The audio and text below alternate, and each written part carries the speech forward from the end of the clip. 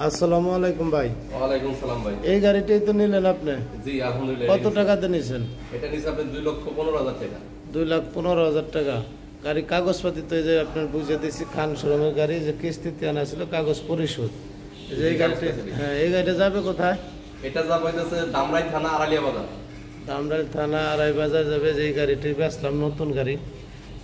এই দেখুন, এই গাড়িটা বেচছি আমার অনেক টাকা লস হয়েছে, লাভ হয় নাই। এই যে গাড়িটি বেচছি, এই যে খান শোরুমের গাড়ি, এই যে শোরুম মালিকের নাম্বার আছে, কিস্তিতে আনা ছিল গাড়ি। এই যে এই গাড়িটাই বেচছি।